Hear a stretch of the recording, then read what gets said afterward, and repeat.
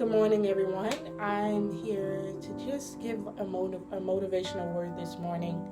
And I chose this title, Morning Motivation, The Power of Your Voice, because there's power in words. And I'm starting to understand, the reason God wants us to have faith, because it is impossible to please Him without it.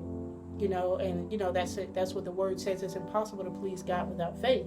So you have to have it.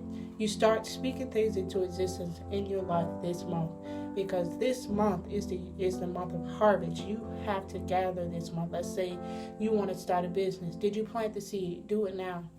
You want to go out and travel. Did you plant the seed? Do it now. You want a promotion on a job. Did you plant the seed? Do you have faith that you're going to get that promotion? You have faith that you were going to make it on time to work this morning? Did you have faith that the food wasn't going to burn when you cooked it? So you have to have faith in these things. The same way you have faith in your daily activities is the same way you have faith in yourself is the same way you have faith in God. You have faith that you were going to get up this morning and go to work. You were going to have your kids at daycare. You were going to make breakfast. You were going to do this, and that. You have faith that your car wasn't going to break down on your way to work. So the same way that you have faith in you and your daily things that you do, you need to have the same faith, because what God is doing in this season, He's raising up a nation. There's an army that He's building. And I had a vision the other day. That there were mantles falling on an army.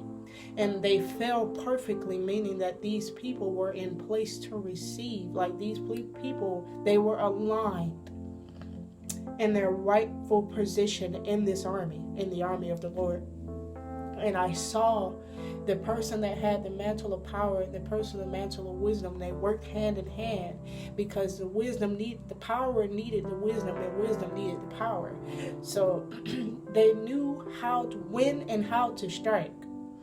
And it was because they were in position to receive from God.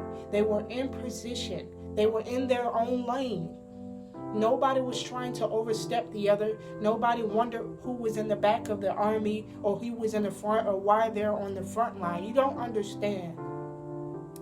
And the reason why I'm motivating the way that I am is because sometimes we get in a place where we see other people with certain positions in their life, and you don't understand why they're there. You see people in church and you want to be on the pulpit, but you don't understand why you're still sitting in the pew, or you don't understand why you're an usher. You don't understand why you're in the youth department. But if you understood the position that they stood in and why they had to stand there. Let's say you switch positions. How many souls will be lost because you wanted to stand there? How many souls would you lose because you want to be there so bad? So let's ask God in this season, because right now we have to be inclined and positioned in God, and in order to receive what He needs us to receive. If you are not in position to receive His Spirit in this season, you're going to miss the mark. You're going to miss the move of God, and it's a mighty one, and it's strong, and it's happening now. It's happening as we speak. It's happening in your sleep. It's happening in your dreams. It's happening when you wake up in the morning. It's happening when you go to work. It's happening when you come home. We've got so comfortable. We've got so comfortable with being human.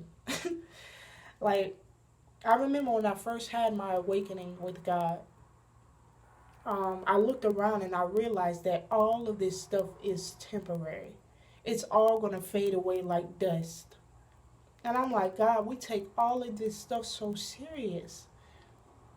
We take this stuff so serious, and we stress over it. This is what the enemy wants us to do.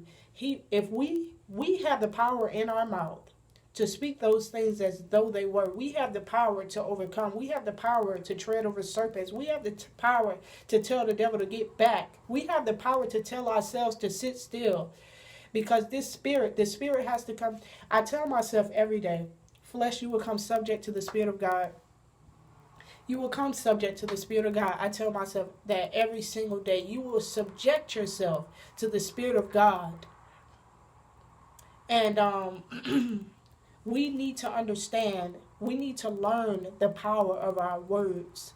Because if we learn the power of our words, we will walk in such authority. Because this is the region, this is the realm that God gave us dominion over, that the enemy comes and infiltrate. He's not supposed to be here, guys. God has given us power and dominion over this region, over this realm. We have the power to overcome. He cannot defeat you. He can't defeat you if you're a child of God. He cannot defeat you. It doesn't matter what he do. This is why some people come back from the dead. This is why some people are overcoming sickness. Some people are overcoming mental battles. There are people in mental wars right now. They depression, whatever it is that you're facing, this is what the enemy wants you to face. This is what he wants you to struggle with. This is because he doesn't want you to see the truth. If you take the blinders off of your eyes and look around you and start to really see, you need to open up your eyes in this season. Because there's a great awakening happening in the atmosphere. There's a great awakening. And I speak to you. I speak to your spirit that you will be motivated today. That you will open up your eyes and see what it is that God wants you to see. That you will open up the portal of your heart and receive from the Father. And I'm talking about Jesus Christ. That you will open up your ears and hear his spirit speak to you concerning your life and what he wants you to do. He has plans to prosper you. Jeremiah 29:11. Plans to prosper you and give you an expected end. Oftentimes we think of ourselves, oh, I'm a failure, or no, I'm not going to get that far without a degree. I'm not going to be able to do that. No, you're speaking death over yourself. You speak life to yourself. You speak life to yourself. I'm going to be able to do that. Oh, I can do that. I had such faith. This was a long time ago, y'all. I'm working on it now. I had such faith, and I believed that God was going to make a way in everything that I did. In everything that I did, I believed that God was going to make a way for me. And my faith was so strong to the point to where I was unmovable. Nothing could move me. Nothing could be. I didn't care how big it sounded. I didn't care how wide it seemed. I didn't care how hard it knocked me down. I just knew that the Spirit of God was going to lift me back up. And he did it every time because of my faith. So I'm believing for you. If you plant the seed in this month of what you want to do and what you believe that you can do, it will come to pass, because I serve a living God. I serve a God who has proven himself. I serve a God who has answered by fire. I serve a God who has healed the sick, who has made the lame walk, who has made the lame talk. I serve a God who can take away your disability of depression. I serve a God who can take away your disability of mental illness. I serve a God who can take away your disability of not being able to speak. And when I say not speak, there are people who can't speak physically, and it's people who can't speak spiritually because they don't know what to say. They don't even know that they can speak life into the spirit realm, and it has to manifest into the natural. When you speak life in the spiritual realm, it has to manifest into the natural. But you got to have the faith, because if you send it without faith, it's going to come back void. And the only person I know whose words don't come back void is God's. So I'm just asking, and I want to motivate you. I want to get you to see that if you open your mouth and you believe that God can do what it is that you want him to do, it will surely come to pass. It may not happen in the timing that you want it to happen, but watch it come to pass, because God is not a man that he should lie. He's not. So I'm believing with you. I'm believing you that you're going to start that business. I'm believing you that you're going to finish school. I'm believing you that you're going to continue on the path that God has for you. I'm believing you that you're going to overcome pornography. I'm believing you that you're going to overcome lust. I'm believing you that you're going to overcome, your sexual desires. I'm believing that God is going to deliver you from yourself, from you, because you are your biggest enemy. You make the choice in your life of what you want to do in your life and how you want to be. God will deliver you if you want to be free.